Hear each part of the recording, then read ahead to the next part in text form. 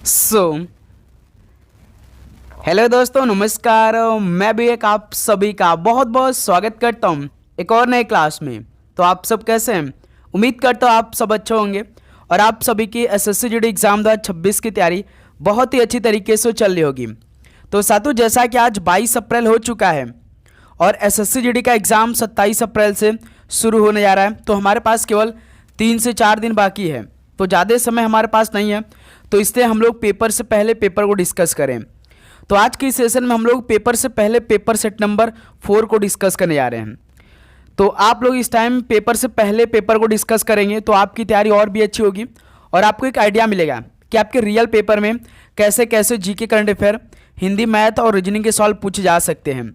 तो same to same वैसे ही प्रश्नों का हम लोग वायरल पेपर को डिस्कस कर रहे हैं बहुत ही शानदार तरीके से, जिसको हम लोग पेपर से पहले पेपर का नाम दिया है। और आप सभी को ये पेपर जरूर हल करना चाहिए अपने शिफ्ट से पहले, क्योंकि इसमें जो भी पिछले 4 से 5 सालों में एसएससी जीडी के एग्ज़ाम में रियल सवाल पूछे गए उसके आधारित पर सारे प्रश्न करवा रहे हैं। उसके अलावा जो एसएससी अपने नए नए अपडेट सवाल को कर रही है, खासकर जीके करंट अफेयर, हिंदी में, मैथ, रीजनिंग में, वो सारे सवाल हम लोग इस पेपर में करें। टारगेट हमारा है कि पेपर से पहले कम से कम हम लोग 12 से 14 पेपर को कंप्लीट कर लें, बिल्कुल एसएससी जीडी रियल पेपर की तरह। ओके, तो इसमें हम लोग ज़्यादा क्वेश्चन को तो हल नहीं करें, लेकिन सबसे इंपॉर्टेंट क्वेश्चन को डिस्कस करें। इससे पहले हम लोग 3 पेपर में लगभग 200 से 250 क्वेश्चन को सॉल्व कर लिया है। यदि आपने उस पेपर को हल नहीं किया है तो एसएससी जीडी एग्ज़ाम 2026 के नाम से प्लेलिस्ट है, उसमें डेली क्लास अपडेट होता है, तो उसको आप चेक करिए। ठीक है, तो इस क्लास में भी हम लोग इंपॉर्टेंट 55 क्वेश्चन को डिस्कस करेंगे डेली क्लास की तरह। इस क्लास में भी आप सभी का टारगेट होगा कि आप सभी इन 55 के 55 क्वेश्चन तैयार कर लें और इस क्लास को आप पूरा देखिए। आप सभी को आइडिया मिलेगा कि आपके रियल पेपर में कैसे कैसे जीके, हिंदी, मैथ, रीजनिंग के सवाल पूछे आने वाले हैं। तो हम आप सभी को एक टारगेट दे रहे हैं कि इस क्लास में सबसे पहले हम लोग जीके से 20 सवाल को डिस्कस करेंगे, तो कम से कम आप लोग 14 से 15 सवाल सही करिए खुद से। उसके बाद हिंदी में 20 सवाल करेंगे, कम से कम आप लोग 16 से 17 सवाल सही करें खुद से, ध्यान रखिएगा। उसके बाद रीजनिंग और मैथ में कम से कम 14 से 15 सवाल सही करिएगा हर एक सेक्शन में। इतने का टारगेट आपको लेकर चलना है अपने पेपर से पहले। ठीक है, तो चलिए पेपर सेट नंबर 4 को डिस्कस करते हैं। तो एसएससी जीडी एग्जाम 2026 के लिए डेली क्लास सुबह 8 बजे चल रही है, एक 11:30 पे चल रही है और एक रात 8 बजे, ये डेली क्लास की टाइमिंग हो रही है।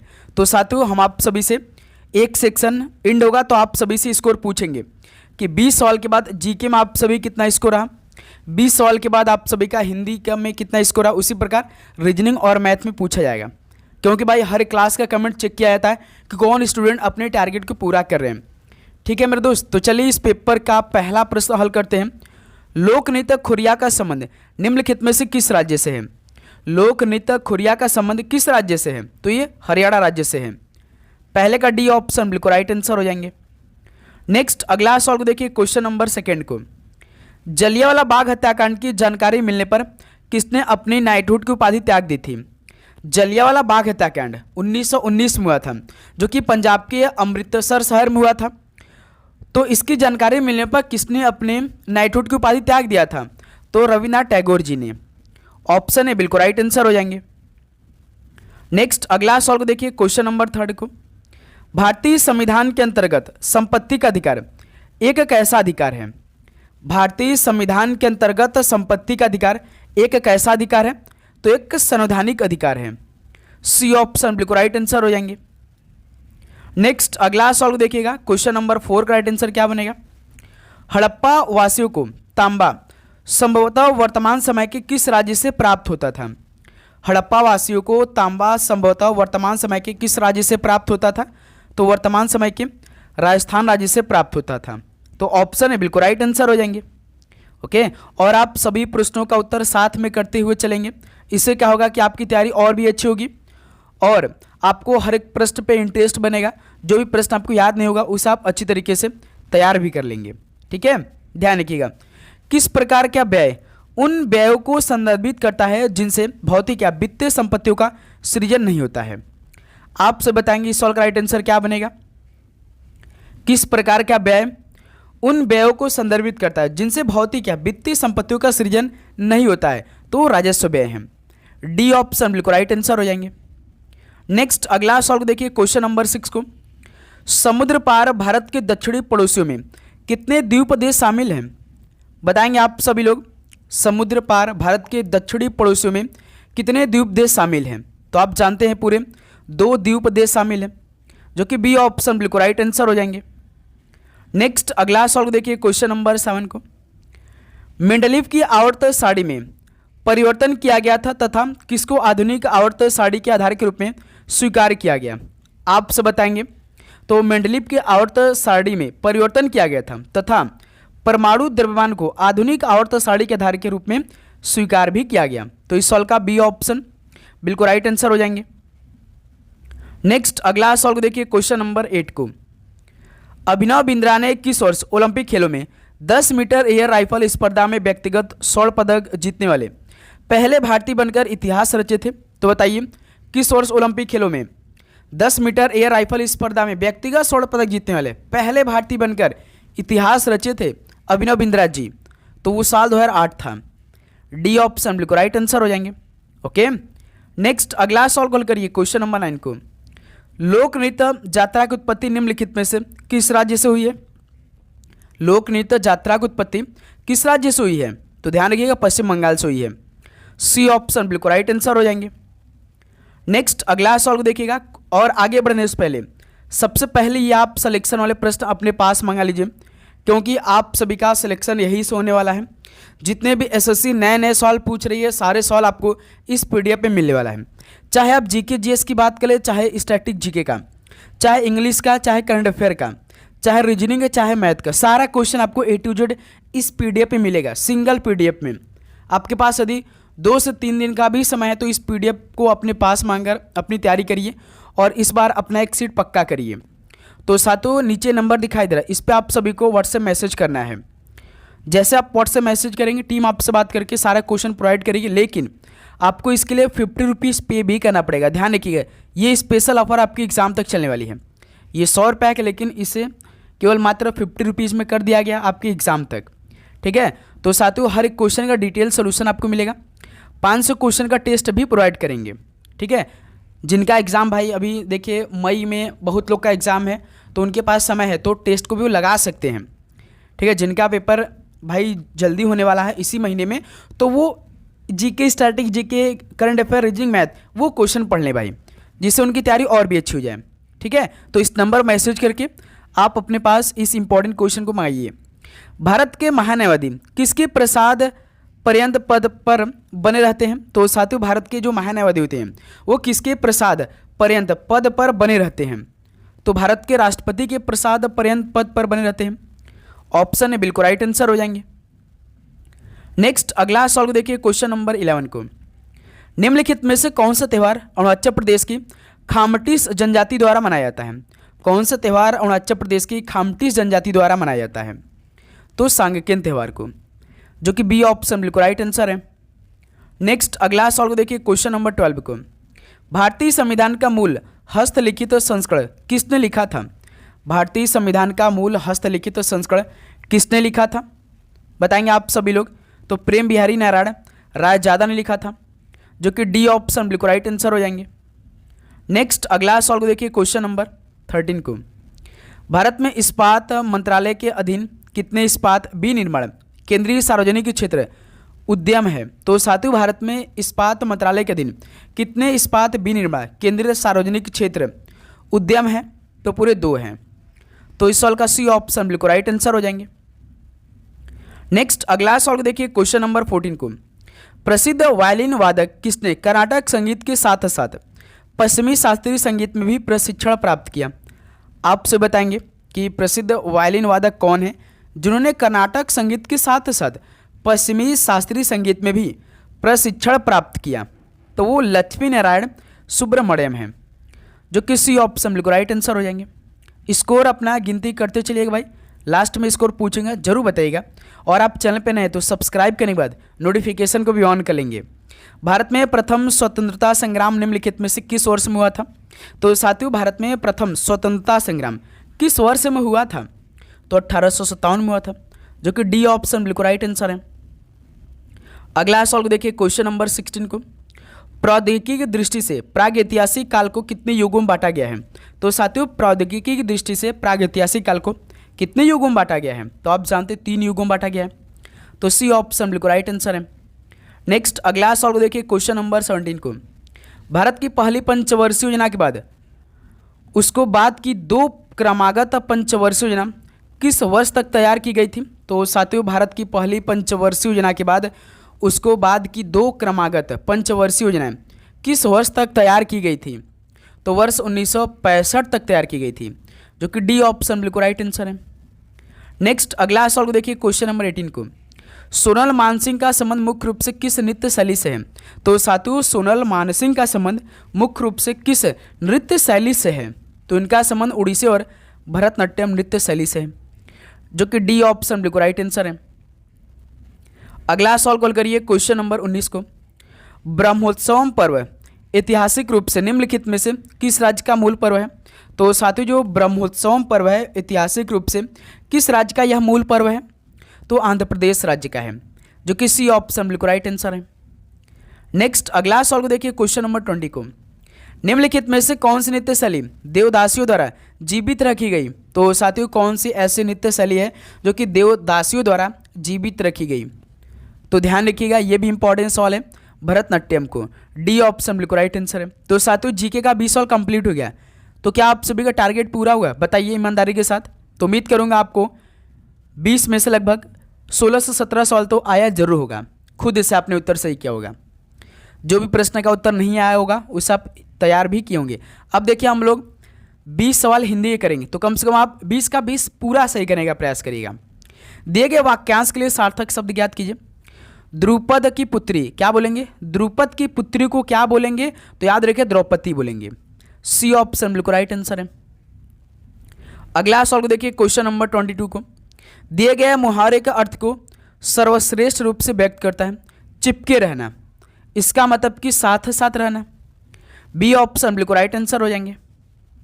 नेक्स्ट अगला सवाल को देखिए, क्वेश्चन नंबर 23 को। दिए गए वाक्य में रेखांकित शब्द का विलोम शब्द ज्ञात कीजिए। वह देश में, तो देश का विलोम शब्द क्या हो जाएगा? तो विदेश होगा। सी ऑप्शन बिल्कुल राइट आंसर है। नेक्स्ट अगला सवाल को देखिए, क्वेश्चन नंबर 24 को। दिए गए वाक्य में रेखांकित शब्द लेके सही वर्तनी ज्ञात कीजिए। हिंदी हमारी मातृभाषा है, तो इसमें दोस्त मेरे मातृभाषा रेखांकित है, तो इसी का आपको बताना है। तो मातृभाषा कैसे लिखा जाता है? मातृभाषा तो हम लोग ऐसे लिखते हैं, यानी कौन सा ऑप्शन ठीक होगा मातृभाषा का? डी ऑप्शन बिल्कुल राइट आंसर हो जाएंगे। नेक्स्ट अगला सवाल को देखिए, क्वेश्चन नंबर 25 को। दिए गए वाक्य में उचित पर्यायवाची शब्द का चयन करके रिक्त स्थान की पूर्ति करिए। देवप्रयाग में 2 नदियों का मेल होता है, तो आप सभी को मेल का पर्यायवाची बताना है, उसके बाद फिल इन द ब्लैंक्स करना है। यानी देवप्रयाग में 2 नदियों का संगम होता है, आप सभी को मालूम होगा, यानी मेल का पर्यायवाची शब्द क्या होगा? संगम होगा, जो कि डी ऑप्शन बिल्कुल राइट आंसर हो जाएंगे। ओके, अगला सवाल को देखिए, क्वेश्चन नंबर 26 को। दिए गए वाक्य में से गलत वर्तनी ज्ञात कीजिए। प्रकृति का सौंदर्य देखते ही बनता है, तो बताइए दोस्त मेरे सौंदर्य, सौंदर्य को हम कैसे लिखते हैं भाई? य पे भाई ये हलंत होता है, न कि द पे होता है, यानी पहला ही ऑप्शन क्या हो जाएगा? गलत वर्तनी हो जाएगा, तो ऑप्शन है बिल्कुल राइट आंसर हो जाएंगे। नेक्स्ट अगला सवाल को देखिए, क्वेश्चन नंबर 27 को।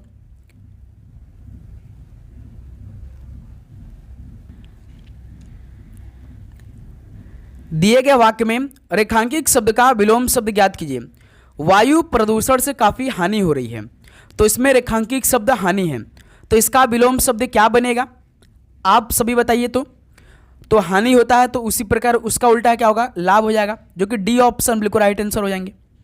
नेक्स्ट अगला सवाल को देखिए, क्वेश्चन नंबर 28 को। कामदेव का पर्यायवाची क्या है? तो साथियों कामदेव का पर्यायवाची क्या बनेगा? पुष्प धनवा होगा, तो ऑप्शन है बिल्कुल राइट आंसर हो जाएंगे। नेक्स्ट अगला सवाल को देखिए, क्वेश्चन नंबर 29 को। निम्नलिखित में से अशुद्ध वर्तनी वाले शब्द का चयन कीजिए। तो इनमें से कौन सा अशुद्ध वर्तनी है? जैसे ऐतिहासिक, ठीक है। छात्रवृत्ति, ये गलत है भाई, क्योंकि भाई हम लोग छात्रवृत्ति कैसे लिखते हैं? छात्रवृत्ति को तो हम ऐसे लिखते हैं भाई, यानी इस सवाल का बी ऑप्शन क्या है भाई? अशुद्ध है भाई, जो कि शुद्ध आपका ये है, तो इसलिए बी ऑप्शन बिल्कुल राइट आंसर होंगे। इत्मीनान ठीक है, मासूमियत ठीक है। चारों ऑप्शन को चेक करिए आप लोग, ठीक है।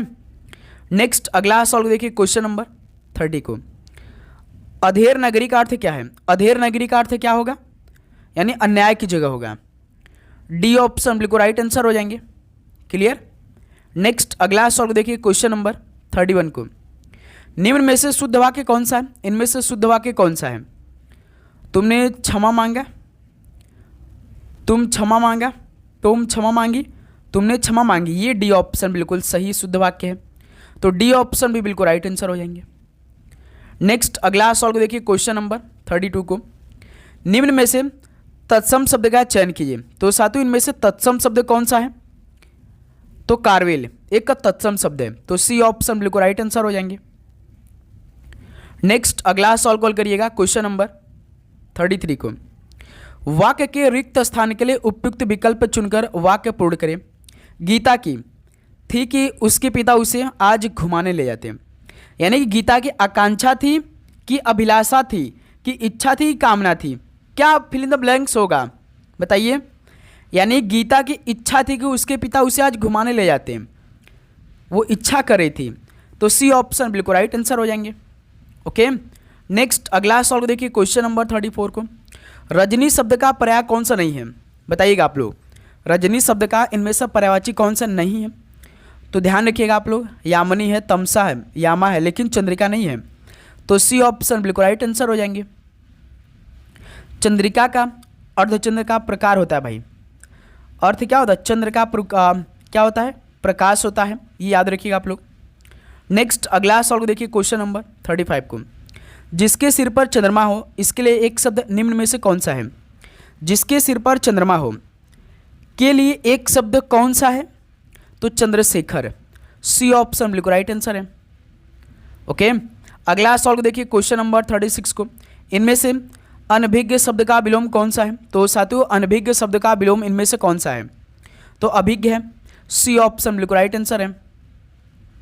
नेक्स्ट क्वेश्चन नंबर 37 देखिए। निम्नलिखित में से कौन सा शब्द विदेशज है? तो इनमें से कौन शब्द विदेशज है? तो कुर्सी एक विदेशज शब्द है, डी ऑप्शन बिल्कुल राइट आंसर है। नेक्स्ट अगला सॉल्व देखिए क्वेश्चन नंबर 38 को। पक्ष शब्द किस अर्थ का वाचक नहीं है? पक्ष शब्द किस अर्थ का वाचक नहीं है? तो पखेरु का नहीं है, डी ऑप्शन बिल्कुल राइट आंसर है। नेक्स्ट अगला सॉल्व देखिए क्वेश्चन नंबर 39 को। निम्न वाक्यों में रिक्त स्थान की पूर्ति के लिए उपयुक्त शब्द बताइए। बारिश ठंड बढ़ गई, यानी बारिश की वजह से कि बारिश के कारण, यही फील होगा भाई, तो बारिश के कारण ठंड बढ़ गई, सी ऑप्शन बिल्कुल राइट आंसर है। नेक्स्ट अगला सॉल्व देखिए क्वेश्चन नंबर 40 को। दिए गए वाक्य में रेखांकित तो शब्द के लिए सही वर्तनी ज्ञात कीजिए। हमें परस्पर सहयोग करना चाहिए। तो साथियों परस्पर हम कैसे लिखते हैं? तो बी ऑप्शन देखिए, परस्पर आपका बिल्कुल ठीक लिखा है। तो ये 20 सवाल हिंदी का भी पूरा हो गया। तो बताइए आप सभी का हिंदी के 20 सवाल में से कितना स्कोर रहा? अब हम लोग मैथ और रीजनिंग के सवालों को डिस्कस करेंगे। कम से कम 14 से 15 सवाल आप सभी का सही होना चाहिए। देखिए क्वेश्चन नंबर 41, सोच समझ कर परख कर अपना उत्तर करिए। कितना आप सभी का आंसर होगा? जैसे 22 पुरुष 2 दिन में एक दीवार बना सकते हैं, तो उसी काम को आधे दिन में पूरा करने के लिए कितने पुरुषों की आवश्यकता होगी? तो दोस्त मेरे फॉर्मूला आप जानते हैं, M1 D1 बराबर M2 D2, लेकिन इसमें W1 W2 भी लगाएंगे। M का मतलब मैन, D का मतलब दिन, वर्क, W का मतलब काम, वर्क जो होता है। तो देखिए इसमें 22 पुरुष यानी मैन 22, कितने दिन है? 2 दिन। एक दीवार बना सकते हैं, यानी एक दीवार यानी एक काम को बना सकते हैं, तो उसी काम को आधे दिन में पूरा करने के लिए कितने पुरुषों, यानी M2 पूछ रहा है, M2 और यहाँ से D2, यहाँ पे D2 होगा भाई। कितने दिन में पूरा करें? हाफ, यानी 1/2 एक ही काम को करने के लिए। अब इससे हल करिए, आंसर कितना आएगा आप सभी का? तो यहाँ से देखिए 22 दूनी 44, 44/1 यहाँ से। अब M2 इंटू 1/2 अपान में 1 है, तो कितना आएगा? जैसे यहाँ से एक आप इसको कैंसिल भी कर सकते हैं क्योंकि बराबर में है, तो 44 बराबर। अब देखिए अब यहाँ से कितना हो जाएगा? M2/2 हो जाएगा। ये होगा कि नहीं भाई? देखिए M2 को आप 1 में मल्टीप्लाई करेंगे तो M2 होगा, और 2 नीचे ऑलरेडी रहेगा, तो 44। अब यहाँ से m2 बराबर कितना हो जाएगा 44, ये 2 मल्टीप्लाई हो जाएंगे 88 होगा। यानी भाई कितने पुरुषों की आवश्यकता होगी 88, यानी 88 आदमियों को जरूरत पड़ेगी। यानी सी ऑप्शन इस सॉल्व का बिल्कुल राइट आंसर हो जाएंगे। ठीक है, क्लियर। चलिए नेक्स्ट अगला सॉल्व देखिए, क्वेश्चन नंबर 42 को। यदि कोई वस्तु 20% की हानि पर बेची जाती है तो वस्तु के क्रय मूल्य और विक्रय मूल्य का क्रमशः अनुपात कितना होगा। यदि कोई वस्तु 20% की हानि बेची जा रही तो 20% को आप भिन्न बनाइए 1/5, यानी कितने हो 5 से कम हो जाए, यानी 4/5, यानी 5:4 हो जाएगा। क्रय मूल्य और विक्रय मूल्य का तो 5:4 होगा। ध्यान रखिएगा भाई, गलती नहीं करेगा, 4-5 नहीं होगा, 5-4 होगा। कोई सामान आप 5 के खरीद रहे 4 में बेच रहे, यानी एक का आपको क्या हो रहा है, हानि हो रहा है। तो बी ऑप्शन इस सॉल्व का राइट आंसर हो जाएंगे। क्लियर। अगला सॉल्व देखिए, क्वेश्चन नंबर 43 को। अब इस सॉल्व का राइट आंसर आप हल करिए, कितना आप सभी का आंसर आएगा। सभी स्टूडेंट इस सॉल्व को हल करेंगे। 4500 भाग 9 प्लस 1800 गुणे 2 माइनस 310 गुणे 7 का मान कितना होगा। देखिए सबसे पहले भाग करेंगे भाई, 9 का भाग 4500 में करेंगे तो 500 बार में भाई 9×5 45 प्लस 1800 गुणे 2 3600 हो जाएगा, 18×2 3600 माइनस 300 गुणे 7 कितना होगा 7 0 7 कम 7 17 21, यानी 2170 होगा। 500 3600 कितना हो जाएगा 4100 हो जाएगा। 4100 में से 2170 आपको घटाना है, कितना होगा 2100 1900 आपका 40 हो गया, 2000 हो गया, लेकिन उससे कम 30 कम कर दीजिए, यानी 1930 होगा भाई। 1930 जो कि पहला ऑप्शन आपका बिल्कुल राइट आंसर हो जाएंगे। क्लियर, यहाँ तक आप सभी किसी प्रकार का डाउट बिल्कुल नहीं। चलिए नेक्स्ट अगला सॉल्व देखिए, क्वेश्चन नंबर 44 को।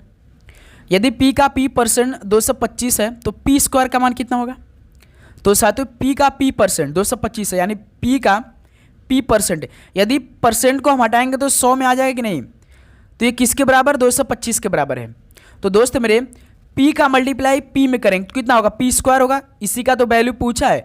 अब ये 100 का मल्टीप्लाई आप 225 में करेंगे तो कितना होगा 225 00 हो जाएगा, यानी 2200, यानी 22500 होगा, जो कि सी ऑप्शन बिल्कुल राइट आंसर है। p स्क्वायर का मान कितना होगा 22500। कितना सिंपल सॉल्व हुआ भाई ये। तो 44 का सी ऑप्शन बिल्कुल राइट आंसर हो जाएंगे। चलिए अगला सॉल्व करिए, क्वेश्चन नंबर 45 को।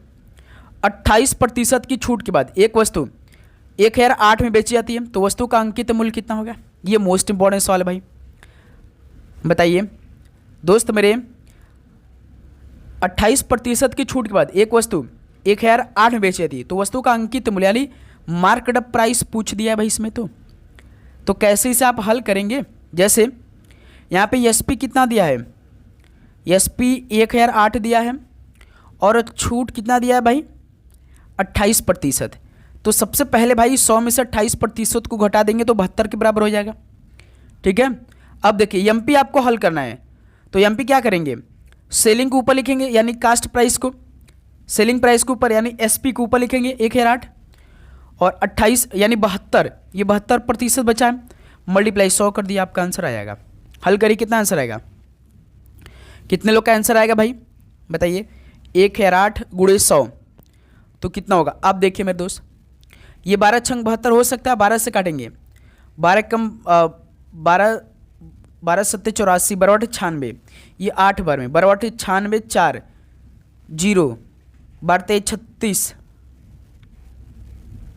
12 का भाग करना है 4 48 12 44, यानी 84 बार में, 84 बार में ये कटा।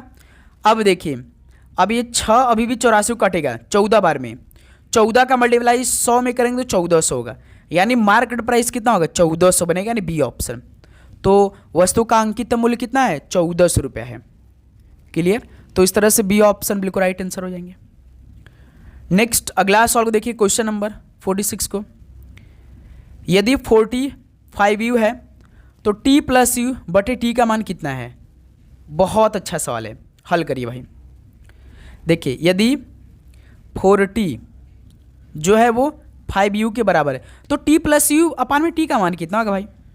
तो यहाँ से t अपान में u निकालिए ना आप लोग, तो कितना हो जाएगा 5/4 हो जाएगा, यानी t 5 है u 4 है।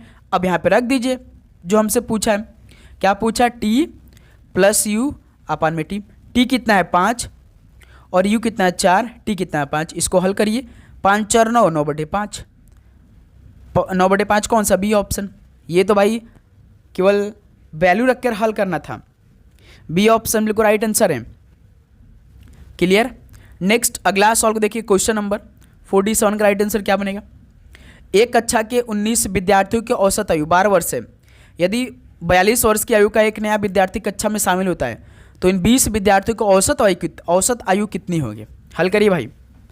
एक कक्षा के 19 विद्यार्थियों की औसत आयु 22 वर्ष है, यानी कि 19 गुणे 22 कितना हो जाएगा भाई। 19 दूना 38 काट 3, 19 दूना 38 3 41, यानी 418 के बराबर हो जाएगा। यदि 42 वर्ष की आयु के एक नया विद्यार्थी जो कक्षा में शामिल होता है, नया विद्यार्थी कक्षा में शामिल होता है तो इन 20 विद्यार्थियों का औसत कितना हो, यानी कितना हो जाएगा भाई।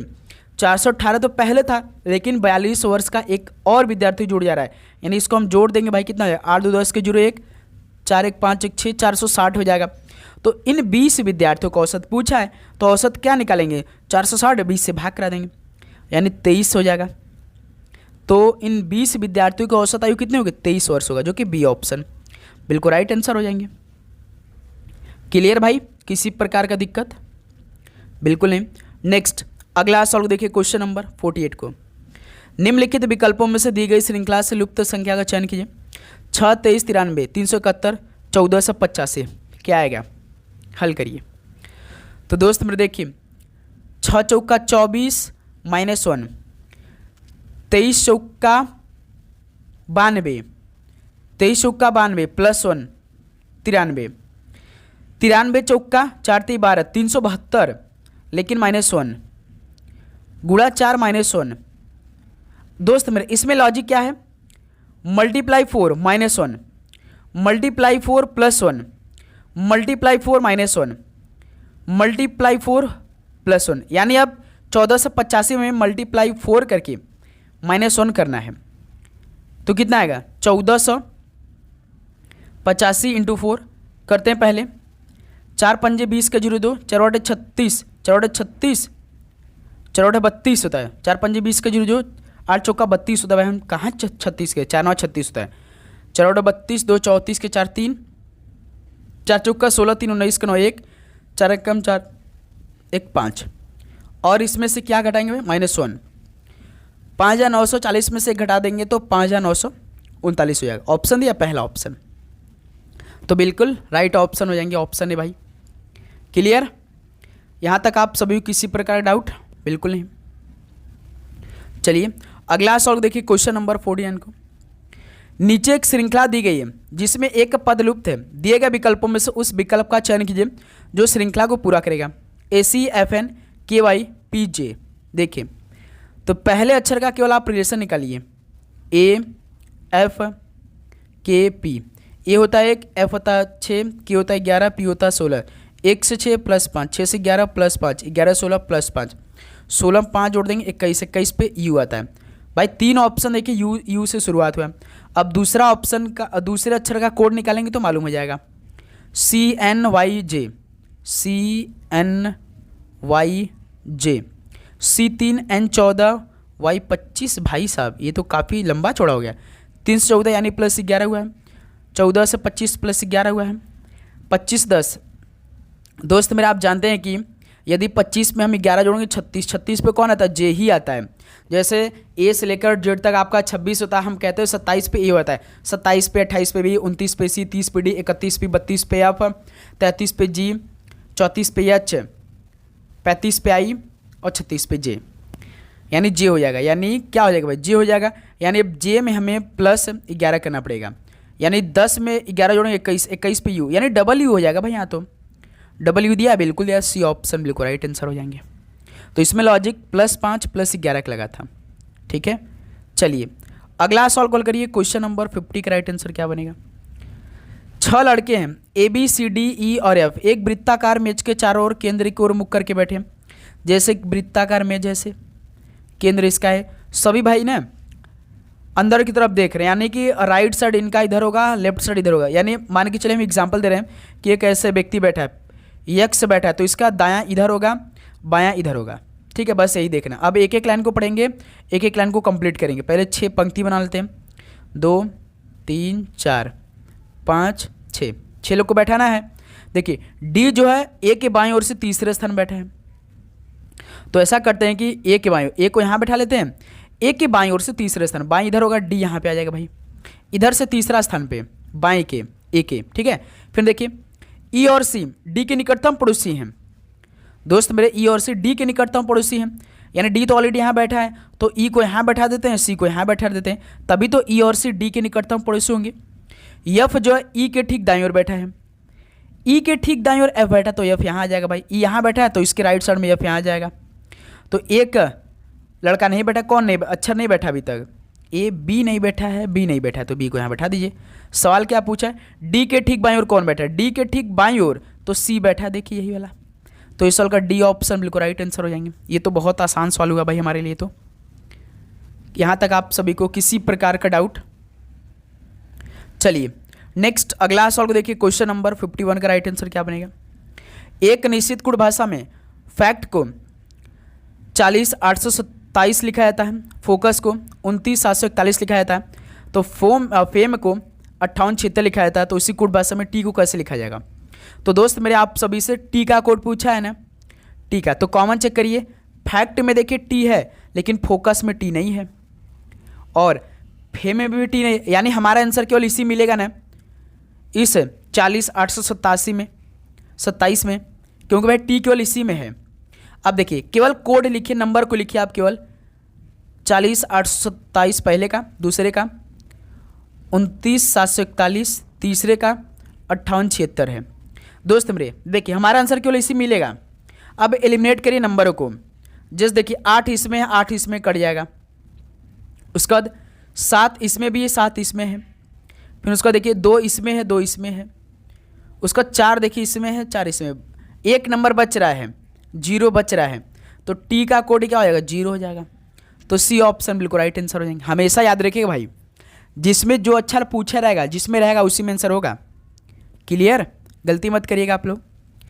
नेक्स्ट अगला सवाल देखिए, क्वेश्चन नंबर 52 को। एक आदमी की ओर इशारा करते हुए करिश्मा ने कहा, वह मेरे भाई के पिता यानी मेरे पिता की इकलौती बेटी का पति है, तो उस आदमी का करिश्मा से क्या संबंध है, बता दीजिए आप लोग। तो दोस्त मेरे वह मेरे भाई, यानी एक आदमी की ओर इशारा करते हुए, मान लीजिए आदमी है, ठीक है, आदमी है, तो करिश्मा ने कहा वह मेरे भाई को हम 20 लिख रहे हैं, मेरे भाई के पिता यानी इसका पिता, यानी इसके भी क्या हो जाएंगे भाई, पिता हो जाएंगे, क्योंकि मेरे भाई के जो पिता होंगे मेरे भी तो पिता होंगे। इकलौती बेटी यानी वो अपने बारे में तो बात करी भाई, इकलौती बेटी यानी वो खुद हो गए भाई, करिश्मा बेटी का पति है, तो उस आदमी का करिश्मा से क्या संबंध होगा भाई, पति तो होंगे, उसका पति तो अपने पति के बारे में बात तो कर रही है, क्यों भाई, लॉजिक लगाइए। डी ऑप्शन, इस पिता के बेटी के पति है, तो क्या होगा भाई, इसकी क्या हो जाएगी, क्या हो जाएगा, वो पति पत्नी आपस में भाई, यानी डी ऑप्शन इस सवाल का राइट आंसर हो जाएंगे। क्लियर। चलिए नेक्स्ट अगला सवाल देखिए, क्वेश्चन नंबर 53 का राइट आंसर क्या बनेगा। दिए गए विकल्पों में से किन दो चिन्हों को आपस में बदलने पर निम्नलिखित समीकरण सही होगा। ये समीकरण दिया है बराबर 30, यानी 30 बराबर 30 करना है, LHS बराबर RHS करने की जरूरत है, ठीक है मेरे दोस्त। तो पहला ऑप्शन को हम उठाएंगे, गुणा और प्लस को बदलेंगे इस समीकरण में।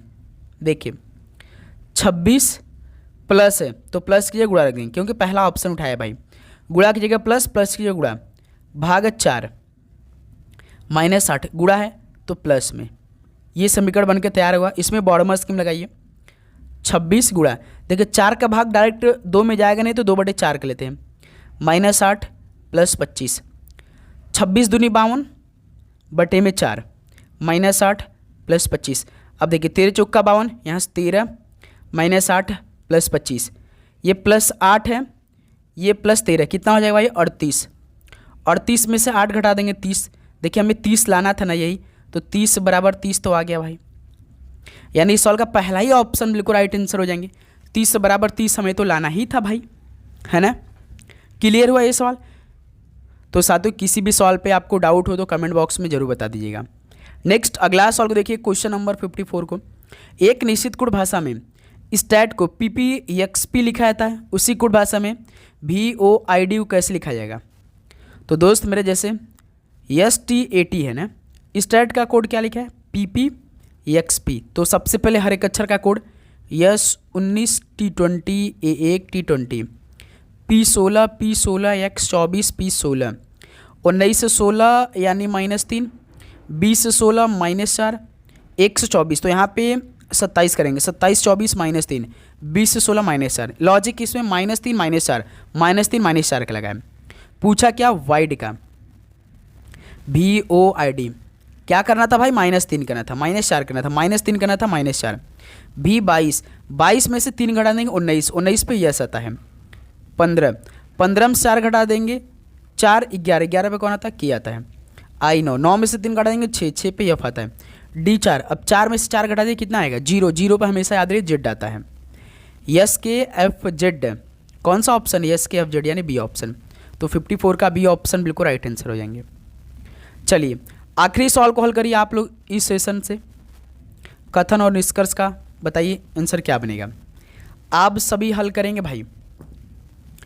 कथन और निष्कर्ष का उत्तर दीजिए। कुछ मेज सफ़ेद है यानी कुछ मेज जो है वो क्या है भाई सफ़ेद है। ठीक है, मेज को यम से लिखे हैं सफ़ेद को यस से लिखे। कोई सड़क सफ़ेद नहीं है यानी जो कोई सफ़ेद है ना कोई सड़क जो है ना वो सड़क SD से लिख रहे हैं वो सड़क नहीं है। क्लियर। तो पहला निष्कर्ष देखिए कोई सफ़ेद सड़क नहीं है। कोई सफ़ेद क्या सड़क नहीं है बताइए अपने हिसाब से। बिल्कुल भाई कोई सफ़ेद सड़क नहीं यानी पहला तो अनुसरण कर रहा है भाई। फिर देखिए कोई सड़क मेज नहीं है। कोई सड़क मेज नहीं है नहीं इन दोनों का तो रिलेशन कोई नहीं दिया है ये नहीं होगा भाई दूसरे का निष्कर्ष। तीसरा देखिए कोई सफ़ेद मेज नहीं है। कोई सफ़ेद मेज नहीं है कोई सफ़ेद मेज नहीं है भाई। इन तीसरा भी नहीं फॉलो कर रहा है भाई निष्कर्ष कथन को। देखिए कोई सफ़ेद मेज नहीं कोई सफ़ेद यानी सफ़ेद मेज नहीं है तो भाई कुछ कुछ तो है ना। देखिए लेकिन सवाल में देखिए क्या कथन को आप समझना पड़ेगा। कुछ मेज सफ़ेद है न कि सफ़ेद मेज नहीं है यानी केवल पहला आपका क्या करेगा भाई निष्कर्ष अनुसरण करेगा यानी केवल पहला कौन सा ऑप्शन में D नंबर में देखिए तो ये D ऑप्शन आपका बिल्कुल राइट आंसर हो जाएंगे। तो साथियों फाइनली 55 क्वेश्चन कंप्लीट हो गया। पेपर से पहले पेपर हम लोग सुबह 8 बजे और सुबह 11:30 पे और रात 8 बजे नए पेपर को डिस्कस करें लगातार। अब बताएं दोस्त कि आप सभी का इन 55 क्वेश्चन में से कितना स्कोर रहा। सभी दोस्त ईमानदारी के साथ बताएंगे तो उम्मीद करूंगा आपको हर एक प्रश्न बहुत ही शानदार तरीके से समझ में आएंगे। यदि आपको किसी भी प्रश्न पे डाउट तो कमेंट बॉक्स में जरूर बता दीजिएगा और आप ये जरूर बताइएगा कि आपका एग्ज़ाम किस डेट को होने वाला है। जो आपने स्लॉट बुक किया था वही मिला कि जैसे SSC ने भाई जो चौथा वीक को बुक किया था उसको पहला मिल गया, जो पहला बुक किया था चौथा मिल गया।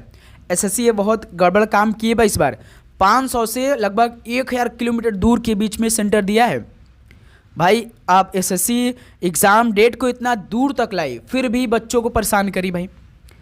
ऐसा नहीं करना चाहिए भाई SSC को। SSC अपने मन के करी भाई, इसमें तो हम लोग कुछ कर ही नहीं सकते भाई। हम लोग उनको केवल बता सकते हैं लेकिन मन तो वो है भाई उनका सब कुछ हर तरफ से उनका विभाग है। जो वो चाहेंगे वही करवाएंगे भाई। हम लोग तो यहाँ पर चिल्लाते रह जाएंगे, हमारी आवाज़ों को तो दबा दिया जाता है। आप जानते हैं भाई सभी सर लोग मिलते हैं लेकिन कुछ होता नहीं है। जो SSC चाहता है वही होता है भाई। क्या करेंगे भाई लेकिन एग्ज़ाम तो हमें देना है, इस बार सीट लेना है तो अपना मेहनत बहुत अच्छा से रखिए आप लोग। ओके मेरे दोस्त, तो चलिए इस सेशन को यहीं पर समाप्त करते। आप चैनल पे ना तो सब्सक्राइब करके नोटिफिकेशन को जरूर ऑन करिएगा। ठीक है, आप सभी को एग्ज़ाम के लिए बेस्ट आप लोग। आपका पेपर बहुत अच्छा जाएगा। भगवान भोलेनाथ का आशीर्वाद आप पे बना रहेगा भाई। केदारनाथ द्वार खुल चुका है भाई तो यहाँ से आशीर्वाद आएगा। तो आप खूब मेहनत करिए भाई। आप सभी को जय हिंद जय भारत। पढ़ाई करते रहिए। All the very best. धन्यवाद।